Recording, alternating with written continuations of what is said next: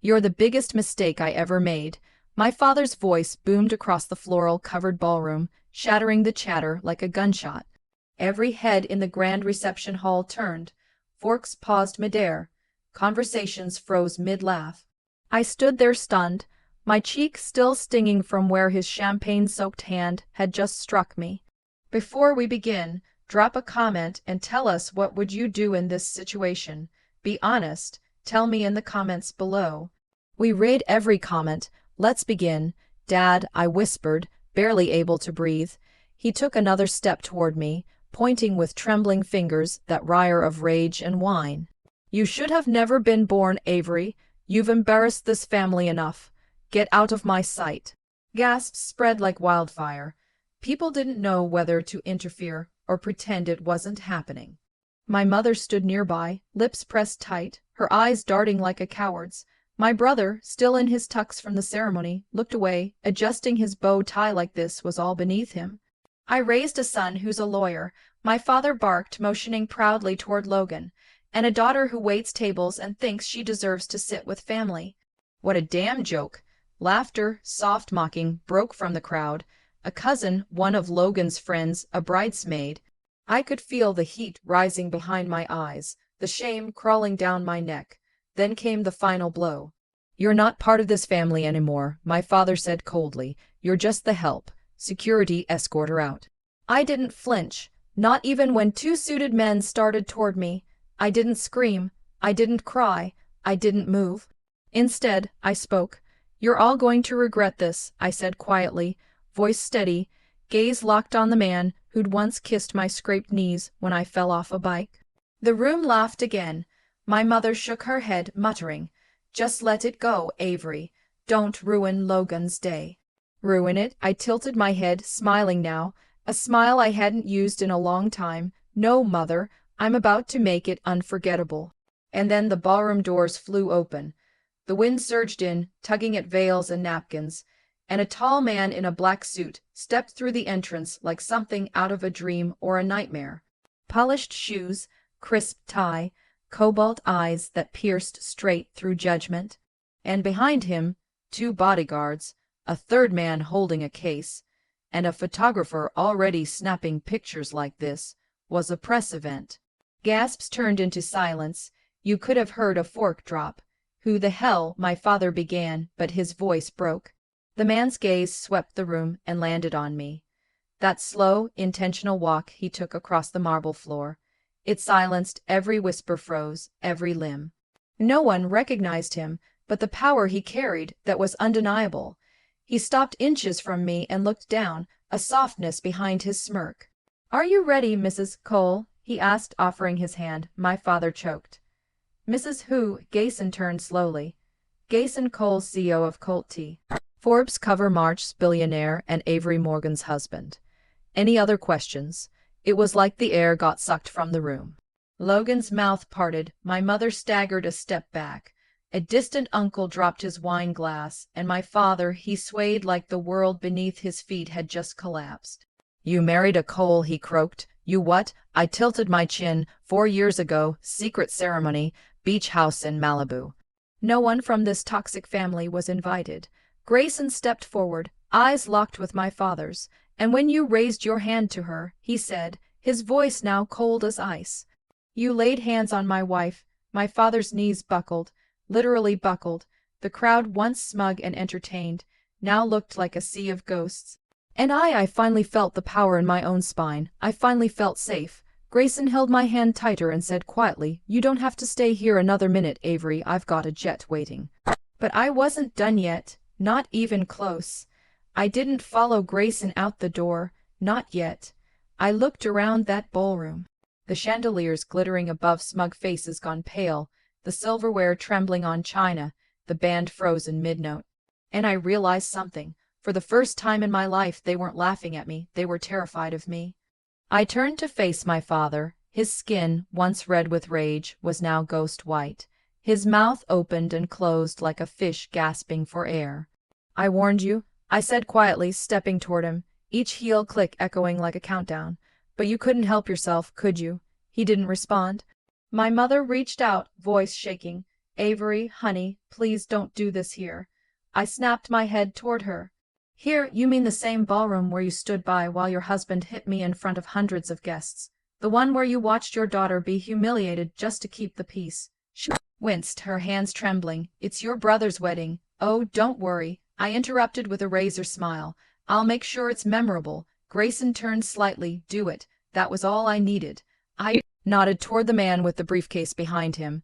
He stepped forward and opened it in front of the head table. Inside were documents, thick sealed envelopes. My voice rang out sharp and clear. Effective as of this morning, Caltech has acquired 73% controlling interest in Logan Morgan Enterprises. My husband bought out every single stakeholder quietly, legally, and without a single soul in this room realizing it. Logan stood. You're bluffing. The lawyer beside the briefcase pulled out a single page, signed, notarized, and stamped. You'll find your father's signature right there.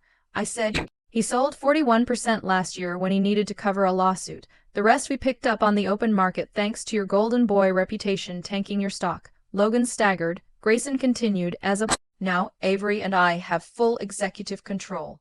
Your company is no longer yours. The board will meet Monday to elect a new CEO. The silence shattered. My brother's fiancée gasped audibly and took a step away from him. Her father looked furious. A bridesmaid quietly stepped toward the side exit. My father gripped the table, chest heaving. You tricked us. No, I cut in. You pushed me out. You mocked me for waiting tables. Remember, you said I'd never amount to anything. All while I built a life outside your circus. All while my husband made sure your house of cards would one day collapse. Grayson added coldly, today is that day. Then I looked down at my dress. It wasn't designer. It wasn't white. It was the same blush-tone gown I wore when Grayson and I eloped barefoot in Malibu. The same dress you all would have spat on until you realized who was holding my hand. My father dropped into his chair like gravity had betrayed him. My mother sat beside him, shaking as if she were watching a horror movie she helped write. And Logan, he turned to me, all arrogance gone. Avery, you can't take everything. Please, we're family. Family. I laughed bitterly. You laughed when I got slapped. You call me trash. You told your friends I was just a waitress. Looked away, and now I continued. You get to see how that waitress rewrote the ending. I turned back to Grayson. Let's go. As we began to walk toward the doors, the photographer snapped a final shot. Behind us, the hall erupted, some screaming, some crying, some too stunned to speak. My heels clacked against marble like thunder, and the gold exit doors burst open with a gust of freedom. Outside, a stretch limousine and 3 black SUVs waited by the curb. The sky was turning crimson like the whole day had been bathed in blood and power. And still, I wasn't done. Grayson leaned close as he opened the door for me. You want to go home or do you want to finish this your way? I looked back at the ballroom. My way, and I smiled. We didn't drive away. Instead, Grayson took my hand and whispered to his driver, stage it. Within 5 minutes, everything outside the venue changed. 2 luxury black vans rolled in behind the limo. From them stepped 6 security guards in suits. A small stage was being erected at the entrance of the grand hall. Speakers, a mic, and a red velvet rope held back the curious camera-holding onlookers already gathering on the sidewalk. Inside, they had no idea what was about to hit them. I could have walked away, taken the high road, left them choking on their guilt and shame, but I wasn't here for peace. I was here for truth. Grayson touched my waist. You sure about this? I looked him in the eyes. They buried me. They don't get to rewrite the story. He nodded and stepped aside, giving me the stage. The glass doors of the reception hall burst open.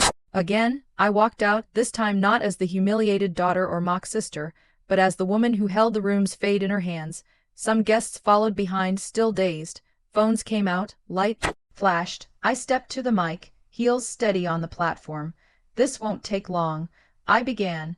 Since everyone in there had so much to say about me behind closed doors, I figured it's only fair I return the favor on record. A murmur spread through the crowd.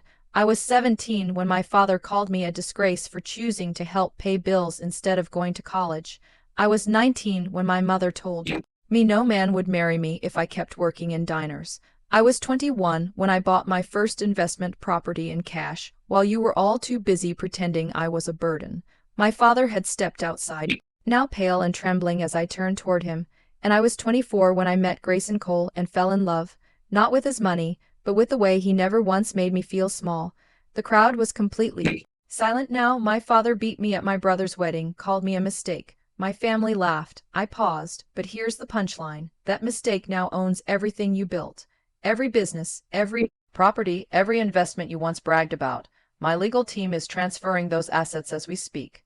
Gasps. You see, while you were too busy kicking me out of the house, I was building one of my own with walls you can't tear down. My mother stepped forward, tears streaking down her perfectly powdered face. Avery, please, we were just trying to push you to do better. No, I snapped. Wanted to control me. You wanted me to need you, but I don't. I never did. And now you need me. I took out a folded letter from my clutch. This is a restraining order signed and filed. You are legally prohibited from approaching me, my husband, or any of our properties, offices, or homes. Please, my father whispered broken. We were wrong. I leaned in close to the mic, staring straight into their shattered pride. No, you were cruel. Then I stepped back. Behind me, Grayson lifted his hand. The screens lit up footage from hidden security cameras. Inside the house, at family dinners, in the hallway where my father once cornered me and called me a stain on the name Morgan. In the living room where my mother said, if only we had stopped after Logan. Every lie, every insult, every manipulation projected on the big screen for everyone to see. Guests covered their mouths. Some walked away ashamed. Others stared, stunned as the Morgans unraveled in front of the world. My voice returned one last time to everyone who's ever been made to feel like less you're not. You were just surrounded by the wrong people. I turned to my husband. Let's go. He nodded, wrapping an arm around me as the security guards parted the crowd. And as we stepped into the limo, my phone buzzed. A news alert. Billionaire CEO secret wife reveals family betrayal during brother's wedding. Internet stunned. I looked back at the chaos behind me. The family that tried to bury me now buried under the weight of their own truth. And for the first time, I felt free. They didn't go quietly.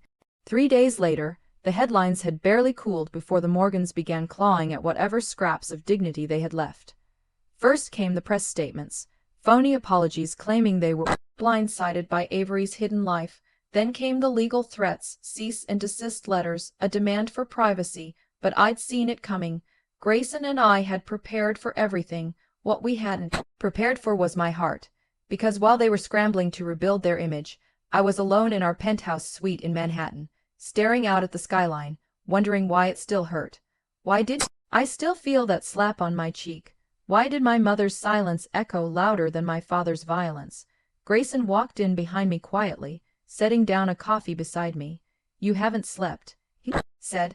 I'm fine, I whispered. He walked over, wrapping his arms around me from behind, grounding me. It's okay to admit it still hurts. You wanted them to change. You wanted them to apologize before the cameras came on. I turned, eyes brimming. How did I become the villain to people who were supposed to love me? You didn't, he said softly. They chose their comfort over your pain. But you're not alone anymore. I nodded into his chest. Still feels like I lost something. He took my hand and led me to the table where a large sealed envelope sat. What's this? Evidence from a private investigator I hired last year. I wasn't sure you'd ever want to see it, but now maybe you should. I hesitated, then opened it. Photos, records, letters, and suddenly my whole world turned again. A birth certificate, hospital discharge papers, a signature from a woman named Elaine Crawford, not my mother, a journal entry from her. I begged them not to take her. I was 16. They told me I was unfit, that the Morgans could give her a future. I only held her once. She had dark hair and the softest little fingers. They named her Avery. My heart stopped. I'm adopted. Grayson nodded. They never told you. They made you think you were the failure, the burden. But the truth is, they didn't create you. They chose you, then tried to erase who you really were. I couldn't breathe. I picked up the next page, a photo of Elaine, eyes just like mine. She was older now, working in a florist shop in upstate New York. Unmarried, alone, waiting. Grayson placed a hand on mine. She didn't abandon you. They took you. Tears slipped down my face, but they were different this time. Not shame, not anger, truth. I stood. I need to see her. Already booked the flight, he said. We arrived in a small town hours later. No cameras, no spotlight, just wind chimes and lavender and the scent of soil and second chances. Elaine stepped out of her flower shop in a faded apron. The moment she saw me, she froze. Hand covered her mouth. I walked forward, voice trembling. I think I'm your daughter. She dropped everything and ran. We collided in the middle of the sidewalk. Years of silence breaking with a single embrace. And for the first time since I was a little girl, I felt home. The wind rustled the petals on the flower stand outside Elaine's shop as she held me like she'd never let go again. It wasn't just a hug. It was a reunion that healed something I didn't know could be healed. Inside, she made tea with shaking hands, her voice soft like worn lace. I used to imagine this moment every birthday. I never knew where you were. I tried. I swear I tried. I believe you, I whispered, and I meant it because unlike the Morgans, Elaine looked at me with nothing but love, no judgment, no conditions, just awe. We spent hours talking, filling in the blanks the Morgans had kept hidden for decades. I learned how they'd promised her I'd be raised with everything she couldn't give. How they'd erased her name from my life, how they'd raised me not as a daughter but a project, a reminder that I owed them something. By the time we left, I wasn't broken anymore. I was reborn, but my story wasn't over.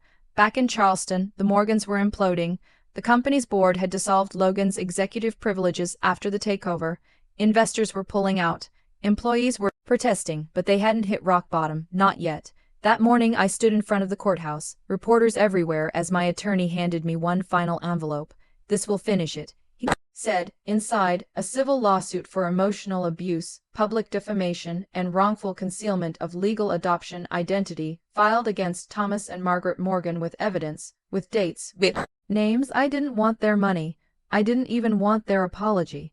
I wanted their legacy shattered the way they tried to shatter me. The media storm was immediate. Adopted daughter of Charleston. Elite exposes family's lies. Secret billionaire husband funds legal battle. They couldn't hide anymore. My father went silent. My mother cried in interviews. Logan released a statement claiming he was the victim, but the public didn't buy it because I wasn't that silent girl in the corner anymore. I was Avery Morgan Cole, and I had a voice now. Grayson held a press conference the next day right on the Morgan estate lawn, the same lawn I used to play on barefoot while they ignored me. "I bought this property last week," he announced, "not for the real estate, for the symbolism." And then he handed me the deed. I stood in front of the house where I was once told I was just the help and turned to the crowd. I grew up thinking I didn't belong, that I was a mistake, but I wasn't. I stared straight into the cameras. I was just the beginning of something stronger. The house behind me would be turned into a shelter for young women aging out of the foster system. Every room, every memory rewritten. Logan tried to sue for defamation. He lost. My father tried to apologize through a letter. I burned it. My mother sent flowers to our penthouse. I donated them to a cemetery. And as I stood with Grayson and Elaine that night on the rooftop overlooking the city lights, I felt a peace I'd never known. Not because I got revenge, but because I reclaimed myself.